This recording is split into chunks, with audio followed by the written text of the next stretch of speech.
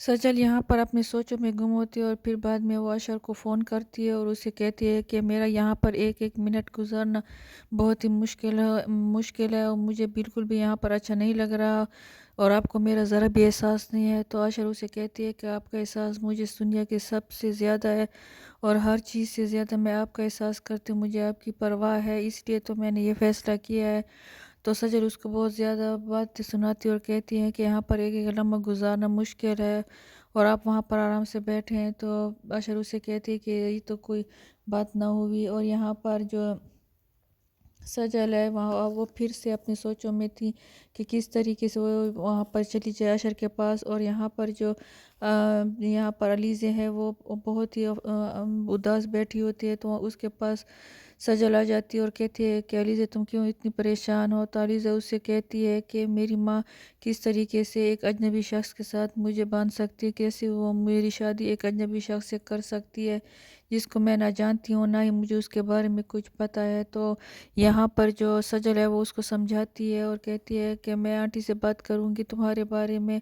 तो यहाँ पर अलीज़ा उसे कहती है कि मैं कभी भी ऐसे शख्स से शादी नहीं करूँगी जिसको मैं जानती तक नहीं हूँ।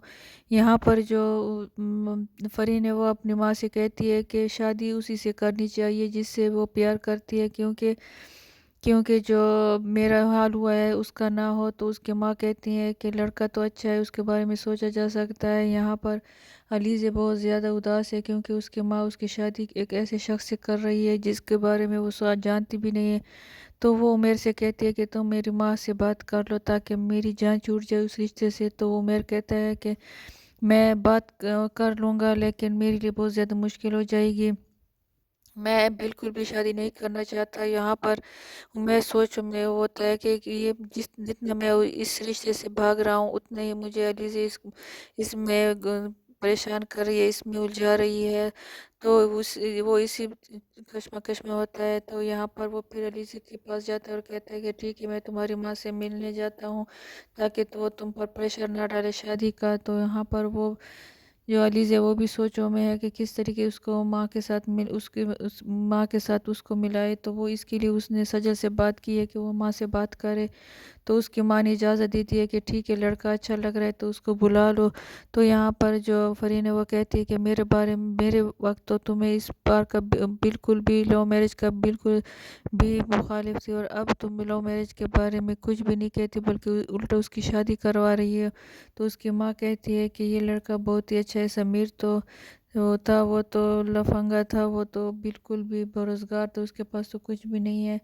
तो यहाँ पर वो अपनी माँ के साथ बहस कर रही है। तो उसकी माँ ने समीर को बुला लिया और उससे मिलने के लिए उसे बुला लिया है कि उसको उसके साथ मैं मिलना चाहती हूँ। तो अलीज़े ने उसे कहा कि अब मेरी माँ आपसे मिलना चाहती है और अलीज़े ने उसको घर में इनवाइट कर लिया। तो वो घर में अलीज़े जो है वो उसने उसको घर में बुला लिया तो वो उसके घर में आ गया उमेर। यहाँ पर जो सजल थी वो अलीज़े को तैयार कर रही थी ताकि उसको मेहमानों के सामने पेश किया जाए। यहाँ पर वो अलीज़े को बहुत ही खूबसूरत तरीके से तैयार कर रही है और यहाँ पर फ़रीन भी बहुत ज़्यादा गुस्से में होती है कि मेरी शादी तो उसने मेरी पसंद की नहीं की और अलीज़े की शादी उसकी पसंद की जा रही है। यहाँ पर जो सजल है वो अलीज़े से कहती है कि इस तरीके आसानी से हम उसका रिश्ता